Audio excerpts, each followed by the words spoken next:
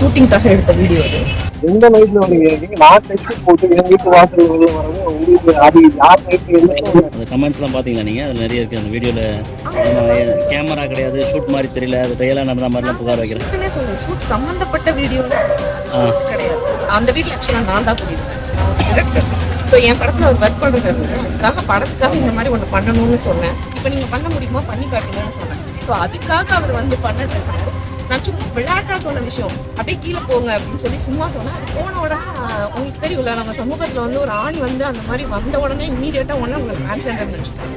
அப்படி நினச்சி அடுத்து ஹாரஸ் பண்ணி தாக்கியிருக்காங்க. ஆக்சுவலாக அவங்க பண்ணது தான் சமூகம். ஸோ எனக்கு இந்த விஷயம் நடந்த உடனே இம்மீடியட்டாக எனக்கு தெரிஞ்சிருச்சு. இப்போ எங்கள் 2 பேருக்கு நிச்சயம் இருந்தது. எங்களுக்கு கல்யாணம் ஆகாத அந்த டைம் ஊர்லேருந்து வந்த உடனே போய் அவங்கள பார்த்து பேசி இது என்ன ஏதுன்னு கேட்டு விளக்கமும் கொடுத்து முடிச்சிட்டோம். அது எல்லா பிரச்சனையும் அங்கேயே சால்வ் ஆயிடுச்சு.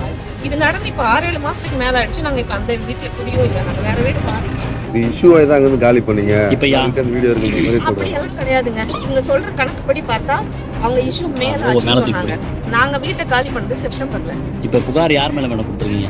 எனக்கு ஒரு ஆள் மேல இருக்கு. ஆனா அதை நான் உறுதியா தெரியாம மீடியால சொல்ல முடியாது இல்லைங்களா. அதனால நான் எந்த பேரும் குறிப்பிட விரும்பல. இப்போ சமூக வலைதளத்திலேயே சும்மா அதிகமாக தாக்கு இருக்கு. அது சமாதானம் சொல்லுறது. இது வேற வேலை இல்லாம கமெண்ட் பண்ணிட்டு இருக்காங்க. அதுக்கு நம்ம பதில் சொல்றதுக்கு ஒன்றும் இல்லை. அரசியல் ரீதியான இந்த மாதிரியான அவதூறு அரசியலுக்கு வந்த நாள்ல இருந்தே வன்முறை வந்து கொடுத்துட்டு இருக்காங்க. இன்னும் என் குடும்பத்தை பற்றி அசிங்கமாக பேசுறது அந்த மாதிரி பற்றியே மாதிரி நடந்து இருந்துருக்காங்க.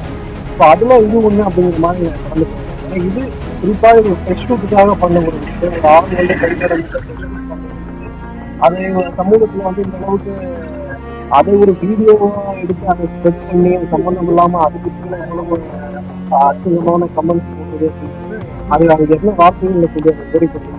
அந்த நைட்டை எந்த நைட்ல வரீங்க?